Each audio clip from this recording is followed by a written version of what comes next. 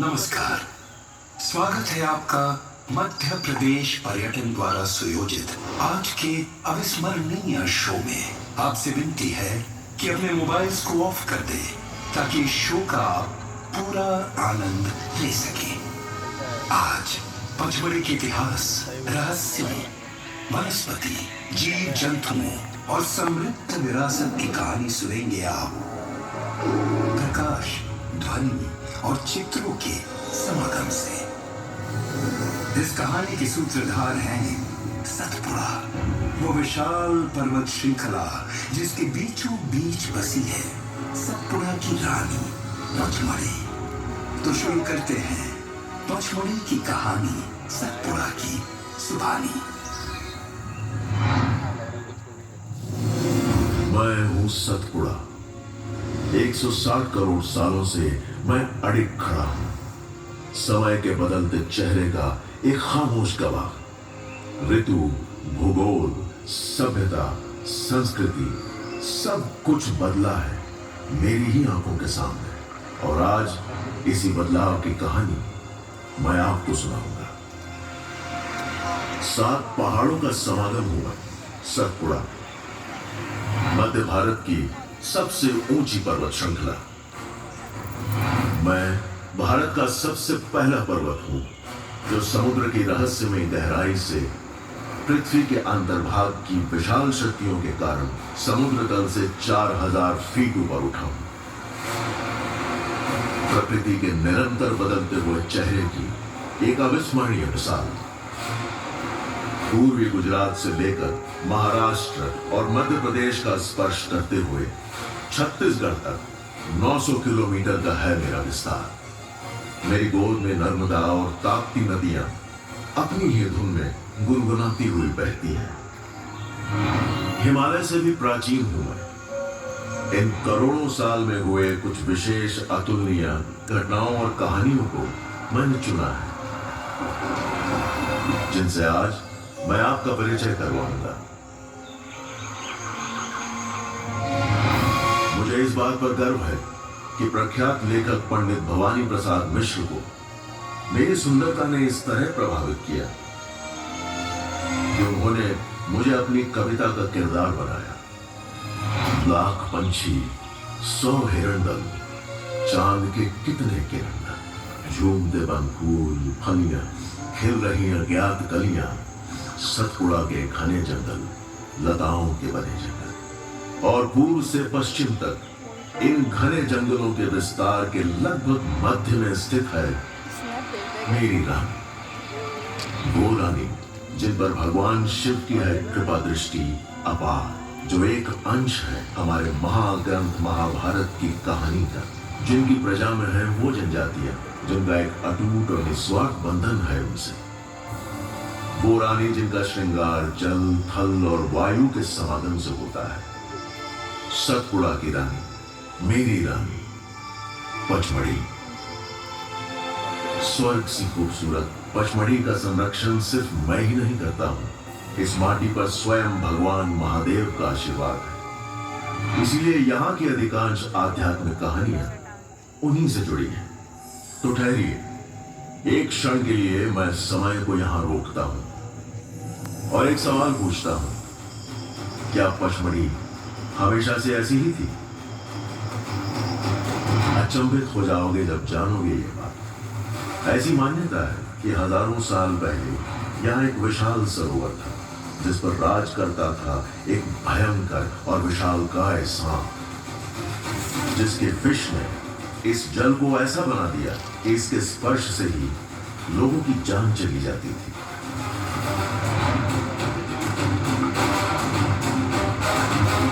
इस संकट से निवारण पाने के लिए यहाँ के वासियों ने भगवान शिव से प्रार्थना की और उदार महादेव स्वयं धरती पर आए।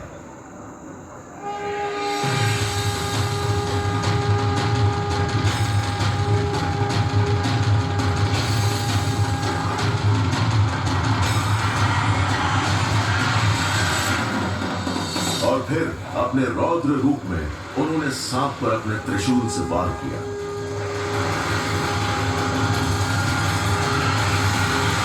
त्रिशूल के शक्तिमय वार के प्रकोप ने सरोवर को सुखा दिया और महादेव के आशीर्वाद और प्रकृति की शिल्पकारिता के चमत्कार से यहां की खाली जगह ने हांडी का आकार ले लिया। पचमढ़ी वन क्षेत्र के अंदर इस स्थान का नाम पड़ा हांडी खो, जिसके चारों तरफ 300 फीट की चट्टानें हैं और आज भी अपनी आश्चर्यजनक प्राकृतिक सुंदरता के लिए प्रसिद्ध है। सांप से मुक्ति पाकर धीरे धीरे इस वीराने में जीवन के आसार नजर आने लगे। विभिन्न प्रकार के वनस्पति और जीवों का जन्म हुआ और पचमढ़ी का सृजन हुआ। इसी पचमढ़ी में ही स्थित है महादेव गुफा, जिसकी सिलवटों में बसी है भगवान शिव की एक और कथा। पूर्व काल में भस्मासुर नाम का एक असुर हुआ करता था। समस्त विश्व पर राज करने की अभिलाषा होने के कारण उसने भगवान शिव की कठोर तपस्या की। भगवान शिव से उसे वरदान मिला कि वो जिस पर भी हाथ रखेगा वो भस्म हो जाएगा। इस शक्ति का दुरुपयोग करते हुए भस्मासुर ने त्राही त्राही मचा दी और फिर अहंकार से चूर भगवान शिव को ही भस्म करना चाहा। भस्मासुर को रोकने के लिए भगवान विष्णु ने महादेव गुफा में एक खेल रचा। अभिमानी असुर का ध्यान भटकाने के लिए भगवान विष्णु मोहिनी के रूप में प्रकट हुए। मोहिनी ने भस्मासुर को नृत्य करते हुए अपने मोह जाल में ऐसा फंसाया कि उसने स्वयं ही अपने सर पर हाथ रख दिया और जलकर भस्म हो गया।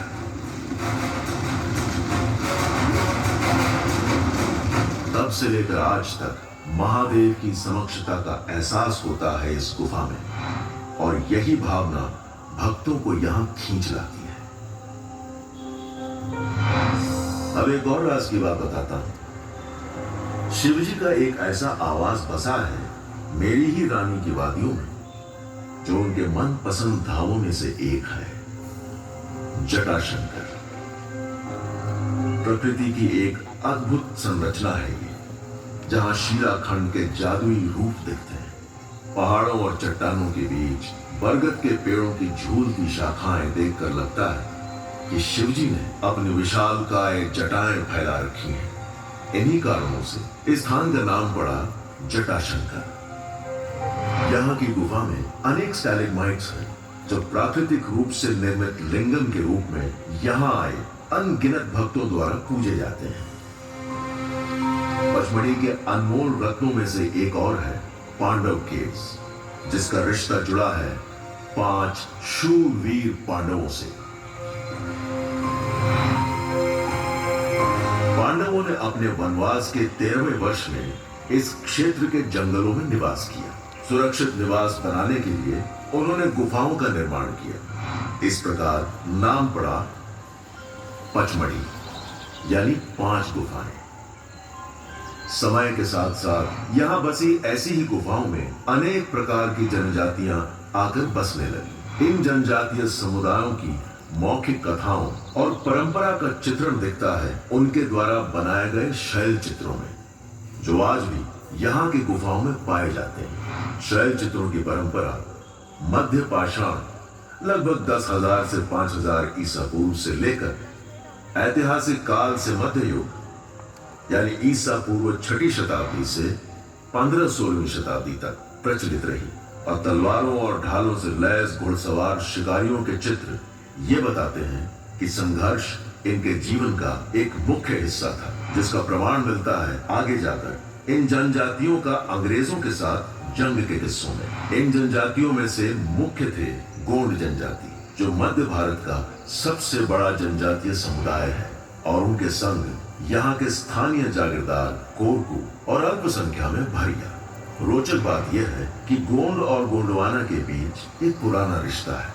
लाखों साल पहले भूवैज्ञानिक परिवर्तनों से गोंडवाना धरती का जन्म हुआ और मध्य प्रदेश को इस प्राचीन गोंडवाना धरती का महत्वपूर्ण हिस्सा माना गया है, जहां इन जनजातियों का वास था। गोंड से मिला नाम गोंडवाना। ये वो गुण थे जिन्होंने मेरी पचमढ़ी पर 12वीं से 17वीं सदी तक शांतिपूर्वक शासन किया। फिर एक मोड़ आया जब अंग्रेजों ने कुटिलता के माध्यम से इस देश पर अपना शिकंजा कसना शुरू किया। कई सालों तक पचमढ़ी और उनकी जनजातियां सुरक्षित और सकुशल जीते थे, लेकिन 1857 में जाकर वो समय आया जब अंग्रेज पचमढ़ी तक आखिर पहुंच ही गए। 1857 की क्रांति के कई शूरवीरों में से एक थे तात्या तोपे, जिन्होंने कानपुर, ग्वालियर और झांसी में अंग्रेजों से डटकर मुकाबला किया। विद्रोह का अंत होने के बाद भी तात्या ने गुरिल्ला युद्ध नीति से अंग्रेजों पर हमला किया और जंगलों के राहों से गुजरते हुए वो पचमढ़ी पहुंचे और उनका पीछा करते हुए अंग्रेज। और फिर तात्या को एक ऐसे शूरवीर ने अपने आश्रय में ले लिया जो पचमढ़ी और अंग्रेजों के बीच इस धरती पर पैर जमाए खड़े थे। पचमढ़ी के सबसे पराक्रमी संरक्षक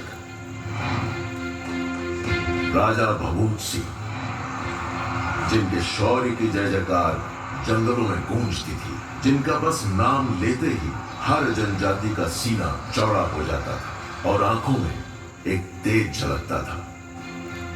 जुलाई 1859 से जनवरी 1860 तक छापामार युद्ध कला से भभूत सिंह और उनके सेनापति होली भाई ने अपनी वीरता से अंग्रेजों की सेनाओं को पचमढ़ी के वनों में घुसने नहीं दिया। सेनापति होली भाई, यहाँ के निवासी इस जंगल की आन, बान और शान है। ये जंगल उनका आवास है, उनका संसार, जहाँ की धरती इनको अन्न देती है, नदियां इनको जल और आसमान इनको आशा की किरण प्रदान करता है। इन जंगलों में अंग्रेजों का साया भी नहीं पड़ना चाहिए। आदेश दीजिए, हमें हमारे भाइयों के लिए क्या करना होगा? हम इन अंग्रेजों को हमारे खुशहाल जंगलों को नष्ट नहीं करने देंगे। सबको इकट्ठा करो, चप्पे चप्पे पे हमारे साथी तैनात होने चाहिए। हम टुकड़ियों में अंग्रेजों पर छापा मारेंगे और उन्हें आगे बढ़ने नहीं देंगे। ये प्रण है मेरा। सतपुरा की रानी को बचाना मेरा कर्म है, धर्म है। खुद से बेहतर जंगल को जानने वाले इन राजा और उनके सैनिकों तक उनकी इजाजत के बिना पहुंचना तो हवा के लिए भी मुमकिन नहीं था, तो फिर अंग्रेज कहां से पकड़ पाते उन्हें? मेरे आंचल में मटकुली, पचमढ़ी, बागड़ा, बोरी के घने जंगलों में घाटियों, गुफाओं के सहारे सतत संघर्ष चलता रहा और आखिर अंग्रेजी सेना को पीछे हटना पड़ा। अब अंग्रेज इस हार से तिलमिला उठे थे। किसी भी तरीके से भभूत सिंह को पकड़ना अब उनका एकमात्र मकसद बन गया था। राजा भभूत सिंह को हमें एक सबक सिखाना पड़ेगा। इन जंगलों पे हमारा कब्जा करना बहुत जरूरी है। बहुत कठिन है सर। राजा भभूत सिंह इस गहरे जंगल के विशाल क्षेत्र के चप्पे चप्पे से वाकिफ हैं और यहाँ के निवासियों के मन में राजा भभूत के लिए अद्भुत निष्ठा है। जान दे देंगे पर हार नहीं मानेंगे ये। यानी इसका हल किसी और तरीके से निकालना होगा। अंग्रेजों ने कुटिलता का सहारा लिया और सहयोगी जागीरदारों पर दबाव डाला और उन्होंने राजा के ठिकाने का खुलासा किया और आखिरकार 1860 में राजा भभूत सिंह को बंदी बना लिया गया।